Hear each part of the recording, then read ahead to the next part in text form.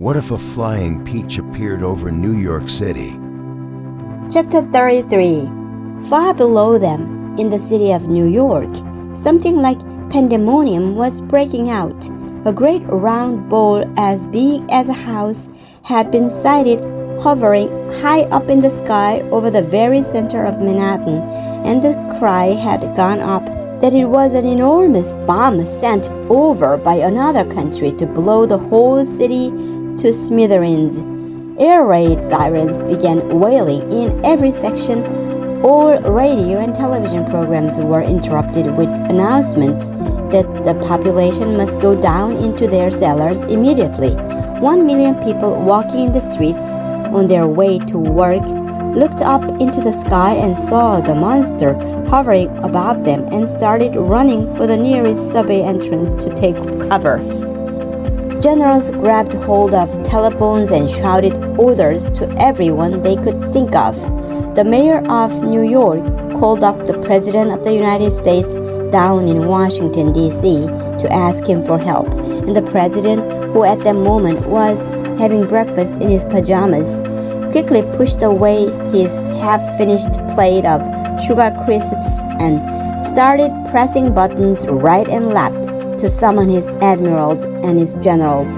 And all the way across the vast stretch of America in all the 50 states from Alaska to Florida, from Pennsylvania to Hawaii, the alarm was sounded and the word went out that the biggest bomb in the history of the world was hovering over New York City and that at any moment it might go off.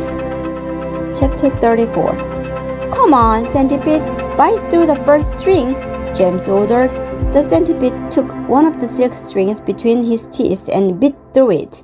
And once again, but not with an angry cloud man dangling from the end of the string this time, a single seagull came away from the rest of the flock and went flying off on its own. Bite another, James ordered. The centipede bit through another string. Why aren't we sinking? We are sinking. No, we are not. Don't forget the pitch is a lot lighter than when we started out, James told them. It lost an awful lot of juice when all those hailstones hit it in the night. Cut away 2 more seagulls, centipede. Ah, that's better. Here we go. Now we really are sinking. Yes, this is perfect. Don't bite anymore, centipede, or we'll sink too fast. Gently does it. Slowly the great pitch began losing height, and the buildings and the streets down below began coming closer and closer. Do you think we'll all get our pictures in the papers when we get down? The ladybird asked. My goodness, I've forgotten to polish my boots, the centipede said. Everyone must help me to polish my boots before we arrive. Oh, for heaven's sake, said the earthworm. Can't you ever stop thinking about... But he never finished his sentence, for suddenly, whoosh! And they looked up and saw a huge 4-engined plane come shooting out of a nearby cloud and go whizzing past them, not more than 20 feet over their heads.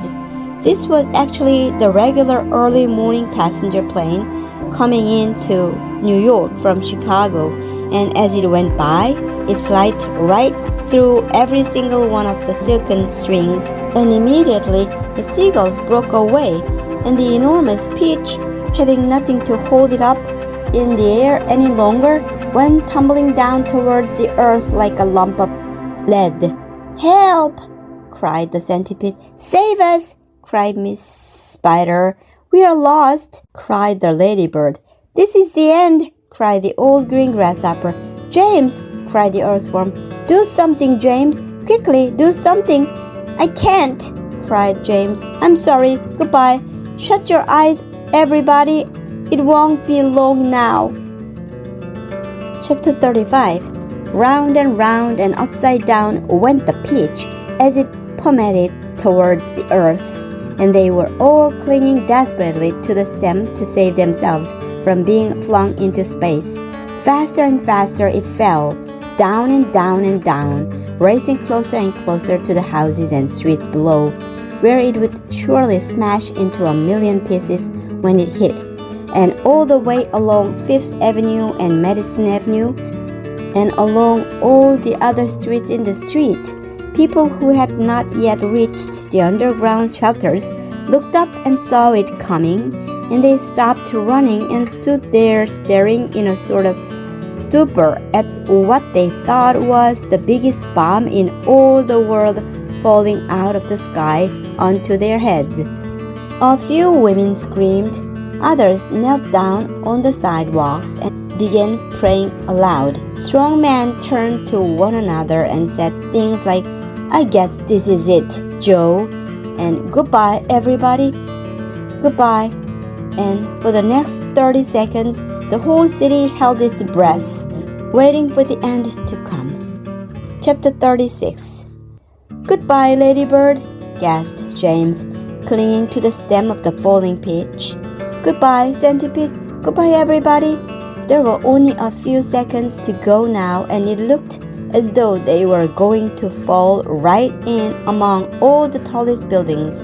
James could see the skyscrapers rushing up to meet them at the most awful speed, and most of them had square, flat tops, but the very tallest of them all had a top that tapered off into a long, sharp point, like an enormous silver needle sticking up into the sky. And it was precisely onto the top of this needle that the peach fell. There was a squelch. The needle went in deep, and suddenly there was the giant peach caught and spiked upon the very pinnacle of the Empire State Building. Let's summarize. Remember the 5 words below and fill in the blanks to complete the summary. Pandemonium, bomb, bite, tumbling, spiked.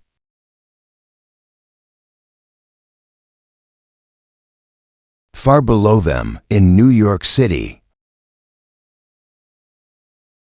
pandemonium broke out as people thought the giant peach was a bomb. Air raid sirens wailed, and the president himself jumped from breakfast to call his generals. High above, James told the centipede to bite through the silk strings, and the peach slowly began to sink, but a huge airplane sliced through the strings, and the peach went tumbling down. At the last moment, it was spiked safely upon the very top of the Empire State Building.